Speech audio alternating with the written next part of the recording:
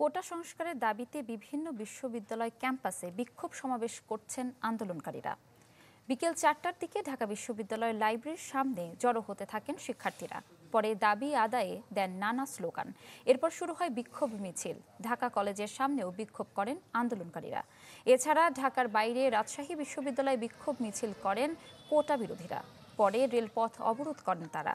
আন্দোলন চলছে চট্টগ্রামের ১৬ শহর রেল স্টেশনে। বিক্ষোভ সমাবেশ রয়েছে ময়মনসিংহ ও খুলনাতেও।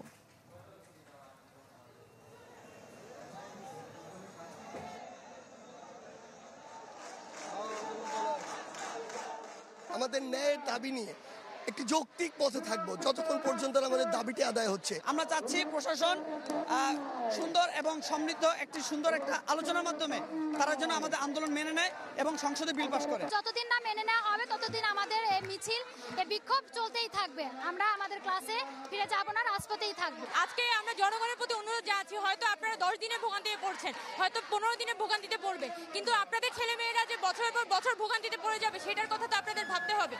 নগদের কাছে সব গ্রাহকই প্রিয়, তাই তো সারা দেশে ক্যাশ আউট চার্জ সবচেয়ে কম। এ বিষয়ে আরও জানাতে শাহবাগ ও ঢাকা বিশ্ববিদ্যালয় এলাকা থেকে আমাদের সাথে যুক্ত হচ্ছেন আমাদের সহকর্মীরা। শুরুতেই চলে যাচ্ছি শাহবাগে, সেখান থেকে যুক্ত হচ্ছেন সহকর্মী হিরণ খান। হিরণ,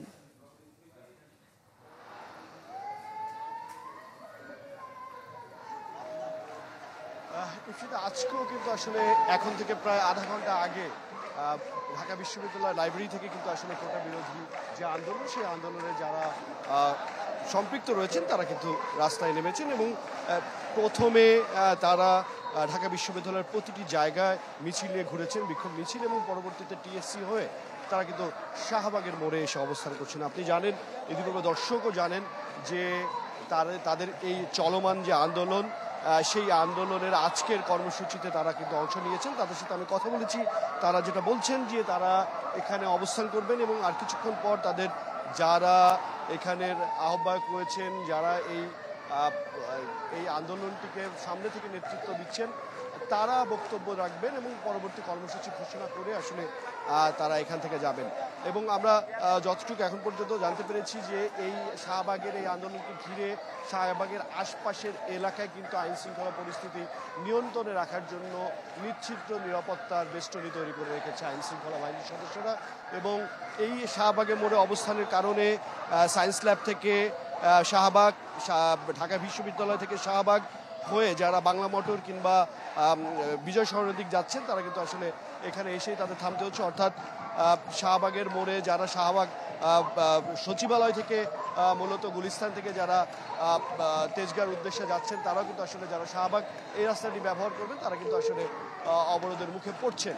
এবং আজকে যেহেতু শুক্রবার, সেহেতু রাস্তাঘাটে যান চলাচলের সংখ্যা অনেকটাই কম, সেহেতু ভোগান্তির চিত্র কিন্তু আমরা এখনো পর্যন্ত আমরা দেখতে পাইনি। সাধারণ মানুষ, এর আগে আপনারা জানেন, সাধারণ মানুষ যারা রয়েছেন তারা কিন্তু অনেকেই এই কয়দিনে যারা এই অবরোধের মুখে পড়েছেন তারা কিন্তু বলছেন, তারাও কিন্তু আসলে দাবি করছেন এই কোটা আন্দোলনের সাথে তারা অনেকেই সম্পৃক্ততা ঘোষণা করেছেন এবং বলছেন যে তাদের যে দাবি, সেই দাবিতে আসলে যৌক্তিক। এবং এই যে আন্দোলন করছেন যারা, তাদের কিন্তু আসলে তারা বারবারই আমাদেরকে বলছিলেন যে আমরা প্রশ্ন করাতে যে বিচারিক আদালত ও হাইকোর্টের যে রায়, সেই রায় তারা কিভাবে দেখছেন। তারা বলছেন যে তাদের যে আন্দোলন, সেই আন্দোলনের সাথে হাইকোর্টের রায়ের সাথে কোনো রকম কোনো সম্পৃক্ততা নেই। তারা বলছেন যে এই কোটা বাস্তবায়ন সংস্কারের তারা দাবি জানাচ্ছেন এবং তারা বলছেন যে শুধুমাত্র উপজাতি, প্রতিবন্ধী এবং মুক্তিযোদ্ধার সন্তান, এই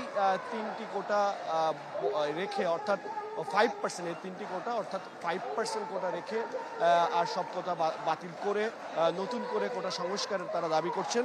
এবং সংসদীয় কমিটিতে তারা এই দাবি জানিয়েছেন এবং অবিলম্বে সরকার যদি এই দাবি তারা না মেনে নেয় তাহলে তাদের এই আন্দোলন চলমান থাকবে, তেমনটি কিন্তু আমাদেরকে জানিয়েছেন। আপনি দেখতে পাচ্ছেন যে ঢাকা বিশ্ববিদ্যালয় সহ আশপাশের বেশ কয়েকটু আগে আমরা দেখেছি ঢাকা কলেজের শিক্ষার্থীরা তারা কিন্তু সায়েন্স ল্যাবে অবস্থান নিয়েছিলেন এবং তারা মিছিল বের করেছেন। এবং ঢাকা বিশ্ববিদ্যালয়ের যারা ছাত্রছাত্রীরা রয়েছেন তারা কিন্তু আসলে এখানে অবস্থান করছেন এবং এই অবস্থান করে তাদের যে দাবি দাবা, সেই দাবি দাবা কিন্তু তুলে ধরছেন। এবং তাদের দেখতে পাচ্ছেন পুরো শাহবাগ এলাকা কিন্তু বলা যেতে পারে অবরুদ্ধ, এবং এই এলাকার প্রতিটি জায়গায় কিন্তু আসলে কোটা আন্দোলনের যারা সমর্থক যারা রয়েছেন তারা আসলে এখানে এসেছেন এবং এখানে অবস্থান করছেন। তারা তাদের যে আন্দোলন সেই আন্দোলনের কিছু বক্তব্য যদি আমরা একটু শোনাই, তাদের যে স্লোগান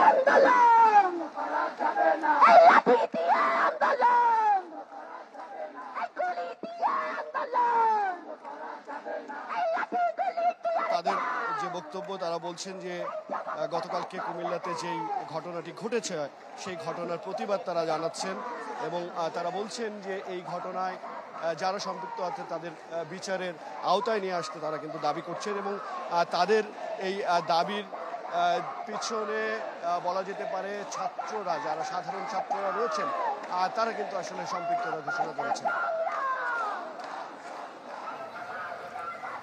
হিরণ, ধন্যবাদ আপনাকে। এবার ঢাকা বিশ্ববিদ্যালয় থেকে আরো জানাতে যোগ দিচ্ছেন সহকর্মী আশরাফুল আলম আকাশ। মূলত বৃহস্পতিবার যে শিক্ষার্থীরা ঢাকা ব্লকেতে যে আন্দোলনে নেমেছিল সেখানে যে হামলার প্রতিবাদে মূলত আজকের এই বিক্ষোভ কর্মসূচি বিকেল 4টার পর থেকে ঢাকা সেন্ট্রাল লাইব্রেরির সামনে কোটা বিরোধী আন্দোলনকারী যারা আছেন তারা কিন্তু জড়ো হতে থাকেন। এর পরপর প্রায় 5টার দিকে তারা এই আজকের যে কর্মসূচি সেটি বিক্ষোভ মিছিলটি শুরু করে। সেটি ক্যাম্পাসের বিভিন্ন স্থান প্রদক্ষিণ করে মূলত টিএসসি হয়ে তারপরে কিন্তু এই শাহবাগে এসে পৌঁছেছে। আর আপনি দেখতে পাচ্ছেন এখন যে শাহবাগের মোড়টি, সেই শাহবাগের মোড়ে কিন্তু এই শিক্ষার্থীদের এখন অবস্থান নিয়েছে। আর এখানে শিক্ষার্থীরা আসার পর থেকে কিন্তু চারপাশে যে গাড়ি চলাচল সেটি কিন্তু বন্ধ হয়ে গেছে। আর এই কোটা বিরোধী যে আন্দোলন এটি শুরু থেকে তারা যেটি জানিয়ে আসছিল যে তাদের এখন বর্তমানে এক দফা আর এক দাবি, আর সেটি হচ্ছে প্রত্যেকটি সরকারি চাকরির ক্ষেত্রে যতগুলো গ্রেড আছে সব গ্রেড কিন্তু 5% নামিয়ে আনতে হবে, যেটি বর্তমানে 56% আছে। আর যতক্ষণ পর্যন্ত এই দাবি তাদের মেনে নেওয়া হবে না ততক্ষণ পর্যন্ত কিন্তু তারা রাজপথে তাদের প্রতিনিয়ত নতুন নতুন কর্মসূচির মাধ্যমে তাদের এই আন্দোলন চালিয়ে যাওয়ার ঘোষণা দিয়েছেন। গতকালকেও যারা এখানে সমন্বয়কারী ছিল তারা জানিয়েছে যে কি যত দ্রুত সম্ভব জরুরি অধিবেশনের মাধ্যমে যেন সংসদে তাদের এই দাবি মেনে নেওয়ার ব্যবস্থা নেওয়া হয়।